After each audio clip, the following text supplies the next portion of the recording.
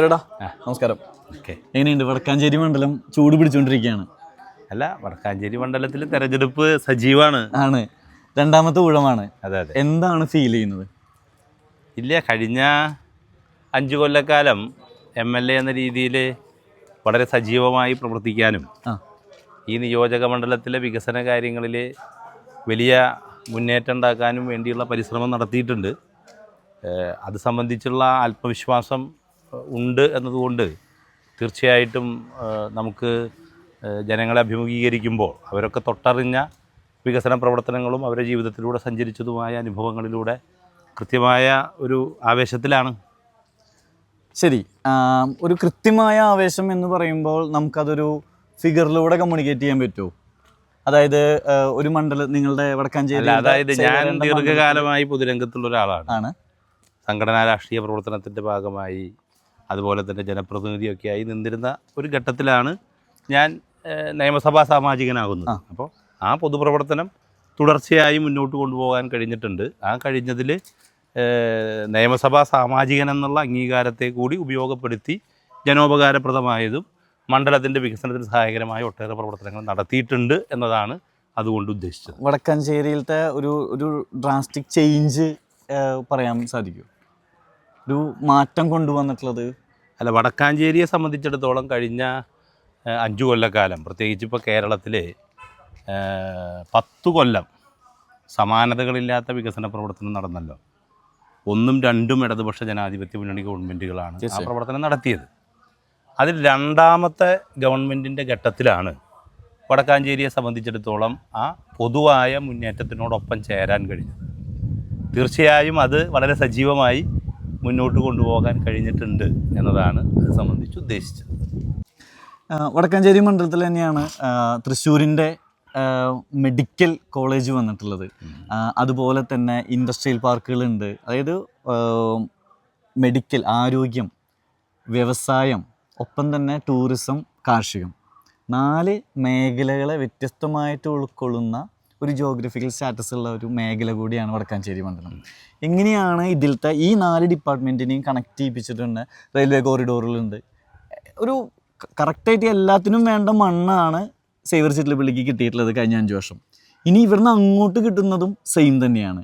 ആ പൊട്ടൻഷ്യൽ എങ്ങനെയാണ് നിങ്ങൾ അത്രയും ആ സാധ്യത ഏതൊക്കെ രീതിയിലാണ് ഇനി ഉപയോഗപ്പെടുത്തുന്നത്? അത് കഴിഞ്ഞ തെരഞ്ഞെടുപ്പിന് മുമ്പേ തന്നെ, അല്ലെങ്കിൽ ഇലക്ഷൻ നടക്കുമ്പോൾ തന്നെ ഈ സാധ്യതകൾ ഞാൻ ജനങ്ങളോട് പറഞ്ഞിരുന്നു. വടക്കാഞ്ചേരിയിലെ ടൂറിസം സാധ്യതകൾ ഈ കഴിഞ്ഞ 5 കൊല്ലത്തിനിടയിൽ ആ ടൂറിസം പദ്ധതികളുടെ വികസനത്തിന് വേണ്ടി വിവിധ പദ്ധതികളെ കുറിച്ച് ഇപ്പോൾ വിശദീകരിക്കുന്നില്ല. 20 കോടി രൂപ ടൂറിസം വകുപ്പിൻ്റേതായി അനുവദിക്കുകയും അതിലെ എല്ലാ പദ്ധതികളും നമുക്ക് ആരംഭിക്കാൻ കഴിഞ്ഞിട്ടുണ്ട് എന്നുള്ളതാണ് പ്രത്യേകത. ചിലത് പൂർത്തിയാക്കണം, ചിലത് കുറേ കൂടി മുന്നോട്ട് പോകാനുണ്ട്. അപ്പോൾ അത് ഇപ്പോൾ ഓൺഗോയിങ് ആണ്. അതിൻ്റെ ഭാഗമായിട്ട് ടൂറിസം വികസനത്തിന് വേണ്ടി കുറേ കൂടി തദ്ദേശീയർക്ക് ജോലി ലഭിക്കാനും അതിൻ്റെ സൗകര്യങ്ങൾ ലഭിക്കുന്നതിനും ആവശ്യമായ ഒരു പദ്ധതി കൂടി ഇപ്പോൾ നടപ്പാക്കിയിട്ടുണ്ട്. അത് പിന്നെ മുന്നോട്ട് പോകേണ്ടതുണ്ട്. ഇപ്പോൾ മെഡിക്കൽ കോളേജിനെ സംബന്ധിച്ചിടത്തോളം മെഡിക്കൽ കോളേജിൽ പിന്നെ 1000 കോടി രൂപയിൽ താഴെ ഉള്ള വികസന പ്രവർത്തനമാണ് നടക്കുന്നത് ഈ കഴിഞ്ഞ 5 വർഷത്തിനുള്ളിൽ. കഴിഞ്ഞ 5 വർഷത്തിൽ. അതായത് പിന്നെ മെഡിക്കൽ കോളേജിൽ അമ്മയും കുഞ്ഞും ബ്ലോക്ക് ഒരു കെട്ടിടമാണ്. അത് 1.5 ഏക്കർ സ്ഥലത്താണ്. 1.5 ഏക്കർ സ്ഥലത്താണ് കെട്ടിടം നിൽക്കുന്നത്. 1 ഏക്കർ സ്ഥലത്താണ് മറ്റേ സ്ക്വയർ ഫീറ്റ് ഉണ്ടായിരിക്കും മൊത്തം 10 ലക്ഷം സ്ക്വയർ ഫീറ്റ്. 10 ലക്ഷം സ്ക്വയർ ഫീറ്റിൽ മെഡിക്കൽ കോളേജിൽ പുതിയൊരു ബിൽഡിംഗ് തന്നെ വരും. പുതിയ 2 ബിൽഡിങ്, ഒന്ന് പിന്നെ അമ്മയും കുഞ്ഞും ബ്ലോക്ക്, പിന്നെ ഒന്ന് സൂപ്പർ സ്പെഷ്യാലിറ്റി ബ്ലോക്ക്, പിന്നെ ഒരു ക്രിട്ടിക്കൽ കെയർ ബ്ലോക്ക്. ഇതെല്ലാം സ്ട്രക്ചറായി. അപ്പോൾ അത് ഇനി അതിലേക്കുള്ള ഉപകരണങ്ങൾ കിഫ്ബി നിലനിന്നാലാണ് ആ പ്രവർത്തനങ്ങൾ മുന്നോട്ട് കൊണ്ടുപോകാൻ കഴിയുക. അതിൻ്റെ ഉപകരണങ്ങൾ പർച്ചേസ് ചെയ്യുന്ന ഘട്ടത്തിലാണ്. അപ്പോൾ അത് മാത്രമല്ല, 2 MRI സ്കാൻ, ഒരെണ്ണത്തിന് 10 കോടി, ഒരെണ്ണത്തിന് 6.5 കോടി. അത് അവിടെ വന്നു കഴിഞ്ഞു, ഒരെണ്ണം ഉപയോഗിക്കാൻ ആരംഭിച്ചു. 4.5 കോടി രൂപ വരുന്ന CT സ്കാൻ, അത്ര തന്നെ തുക വില വരുന്ന പുതിയ എക്സ്റേ യൂണിറ്റ്. അങ്ങനെ വിവിധങ്ങളായ ഉപകരണങ്ങളും അതുമായി ബന്ധപ്പെട്ട ഇൻഫ്രാസ്ട്രക്ചർ വികസനവും സജീവമായി മെഡിക്കൽ കോളേജിൽ നടക്കുകയാണ്. അപ്പോൾ ഇതിനോടനുബന്ധിച്ച് ഒരു കാര്യം ചോദിച്ചോട്ടെ, ഇതേ കാര്യം തന്നെയാണ് നിങ്ങളുടെ എതിർ കക്ഷിയായിട്ടുള്ള UDF ടീം സംസാരിച്ചുകൊണ്ടിരിക്കുന്നത്. മെഡിക്കൽ രംഗം അങ്ങനെ തന്നെ താറുമാറായി എന്നുള്ളത്. അതെന്താ അറിയോ, അതിന് പല കാരണങ്ങളുണ്ട്. ഇപ്പോൾ കേരളത്തിലെ മെഡിക്കൽ രംഗം, സ്വകാര്യ മെഡിക്കൽ രംഗം കോർപ്പറേറ്റുകൾ പർച്ചേസ് ചെയ്തുകൊണ്ടിരിക്കുക. അതെ. അപ്പോൾ സ്വാഭാവികമായും പൊതുമേഖലയിൽ പ്രവർത്തിക്കുന്ന സംവിധാനത്തിനെ വളരെ മോശമാണെന്ന് വരുത്തി തീർക്കേണ്ടത് ആവശ്യമുണ്ടല്ലോ. ഞാൻ പറയുന്നത് പൊതുമേഖലാ സംവിധാനത്തിൻ്റെ അകത്ത് പ്രവർത്തിക്കുന്ന ഇത്രയും വലിയ ഒരു സംവിധാനത്തെ അത് മഹാമോശം. ഇപ്പോൾ അവിടെ കാത്ത് ലാബ് ഉണ്ട്. കാത്ത് ലാബ് വന്നതിൻ്റെ ഗുണം എന്താ? ഗുണം പുറത്ത് പിന്നെ കാത്ത് ലാബുമായി ബന്ധപ്പെട്ട് വരുന്ന വലിയ തുക കുറഞ്ഞു. ഇവിടെ കാത്ത് ലാബ് പ്രവർത്തിക്കുന്നതുകൊണ്ടാണ്. മനസ്സിലായി. ജനറൽ ആശുപത്രിയിൽ കാത്ത് ലാബ്, ഈ കാത്ത് ലാബ് ഉൾപ്പെടെയുള്ള സൗകര്യങ്ങൾ യുഗാന്തരങ്ങളായുള്ളതല്ല. രണ്ടാം പിണറായി ഗവൺമെൻറ്റിൻ്റെ കാലത്ത് രൂപം കൊണ്ടൊന്നാണ്. യുഗാന്തരങ്ങളായി നമ്മുടെ ആശുപത്രികളിൽ ഈ സംവിധാനങ്ങളില്ലല്ലോ. അതില്ല. അതിൽ വരുന്ന ചെറിയ മിസ്റ്റേക്സുകൾ ഞാൻ പറയണത് ഏതോ കാലത്ത് ഇതൊക്കെ ഉണ്ടായിരുന്നു, ഇപ്പം അതെന്തോ കുറവുണ്ട്. ഇപ്പം ആരംഭിച്ചതാണ്. ആ വസ്തുതയാണ് മറന്നുകൊണ്ട് മറച്ചു വയ്ക്കപ്പെടുന്നത്. മനഃപൂർവ്വം മറച്ചു വയ്ക്കുന്നതിൽ ഇപ്പോൾ മീഡിയയ്ക്കൊന്നും ഇപ്പോൾ ഇതറിയാത്തല്ലോ. കുറവുകളുണ്ടാവുമല്ലോ. കുറവുകൾ പരിഹരിക്കുക എന്ന ഉദ്ദേശത്തോടു കൂടിയല്ല, തകർക്കുക എന്ന ഉദ്ദേശത്തോട്. വിമർശനം രണ്ട് തരത്തിലുണ്ടല്ലോ. ഒരാളെ നശിപ്പിക്കാനും വിമർശിക്കുക, ഒരാളെ കറക്റ്റ് ചെയ്യാനും വിമർശിക്കുക. കറക്റ്റ് ചെയ്യാനല്ലാതെ മറിച്ച് തകർക്കുക എന്ന ഉദ്ദേശത്തോടു കൂടിയാണ്. അതാണ് അതിൻ്റെ പ്രത്യേകത. അപ്പോൾ അത് ഒരു ഭാഗത്ത് നടക്കുമ്പോൾ ജനങ്ങളിത് അനുഭവിക്കല്ലേ. ഇപ്പോൾ തൃശ്ശൂർ മെഡിക്കൽ കോളേജിൽ അങ്ങ് പോയി നോക്കിക്കോളൂ. അവിടെ കാഷ്വാലിറ്റി ബ്ലോക്ക് സെൻട്രലൈസ്ഡ് AC ആണ്.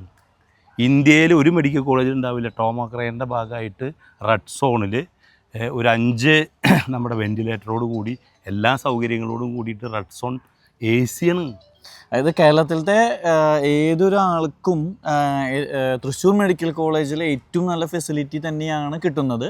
മറ്റുള്ള ആരോപണങ്ങളൊക്കെ വെറും ആരോപണങ്ങൾ തന്നെയാണ്. ഞാൻ പറയുന്നത് മെഡിക്കൽ കോളേജിലെ ഫെസിലിറ്റി വന്ന മാറ്റമുണ്ട്, അതിൻ്റെ ക്വാളിറ്റി ഉണ്ട്. അതിനുവേണ്ടി വലിയ തുക ഗവൺമെൻറ് ചെലവഴിക്കും. ഇനിയും അത് മുന്നോട്ട് പോയിക്കൊണ്ടിരിക്കും. തീർച്ചയായും മുന്നോട്ട് പോകാൻ വേണ്ടിയല്ല. ഇപ്പോൾ ഈ പറഞ്ഞ കെട്ടിടത്തിലേക്ക് 150 കോടി രൂപയുടെ ഉപകരണങ്ങൾക്ക് ഓർഡർ കൊടുത്തിരിക്കുക. മനസ്സിലായി. ഈ കെട്ടിടത്തിലേക്ക് ഇതുവരെയുള്ള കെട്ടിടങ്ങളെല്ലാം പ്രോപ്പറായിട്ട് ഇൻഫ്രാസ്ട്രക്ചർ എല്ലാം യൂസ് ചെയ്തിട്ടുണ്ടോ? തീർച്ചയായിട്ടും. ഇതിൻ്റെ പിന്നെ ഉപയോഗിക്കൽ വിവിധ ഘട്ടങ്ങളിലായിട്ടാണല്ലോ പുരോഗമിക്കുക. ഒറ്റയടിക്കല്ലല്ലോ. ഒറ്റയടിക്ക് അതാണ് ഞാൻ പറഞ്ഞത്. ഇപ്പോൾ ഇതിൻ്റെ എല്ലാ ഉപകരണങ്ങൾ വാങ്ങണം, സംവിധാനങ്ങൾ ഉണ്ടാക്കണം, പതുക്കെ. ഇപ്പോൾ നിരവധി ICU അതിനകത്തുണ്ട്, തിയേറ്ററുകളുണ്ട്. ഇതെല്ലാം പടിപടിയായിട്ടല്ല ഉപയോഗിക്കാൻ പറ്റുക. ഒരു 5 വർഷക്കാലം നിങ്ങൾ MLA ആയിരുന്നു. ഇനിയൊരു 5 വർഷക്കാലത്തേക്ക് പോവുകയാണ്. ഇപ്പോൾ 10 വർഷം. ആ 10 വർഷം എന്ന് പറയുന്നത് ഒരു സിസ്റ്റത്തിലേക്ക് തന്നെ വരുന്ന ഒരു വോട്ടേഴ്സ് ഉണ്ട്, യങ്സ്റ്റേഴ്സ്. അവരോട് എന്താണ് കമ്മ്യൂണിക്കേറ്റ് ചെയ്യുക? അല്ല, അവരെ സംബന്ധിച്ചിടത്തോളം അവർക്ക് നിരവധി സാധ്യതകൾ നമ്മുടെ സംസ്ഥാനത്ത് രൂപപ്പെടുത്താവുന്ന രീതിയിലാണ് ഈ 4 കൊല്ലത്തിനിടയിൽ പുതിയ പിന്നെ സംരംഭങ്ങൾ ആരംഭിക്കാനും പുതിയ നിക്ഷേപങ്ങൾക്ക് ഉതകുന്ന സഹായ സംവിധാനങ്ങളൊക്കെ തന്നെ ഈ ഗവൺമെൻറ് രൂപപ്പെടുത്തി വരുന്നുണ്ട്.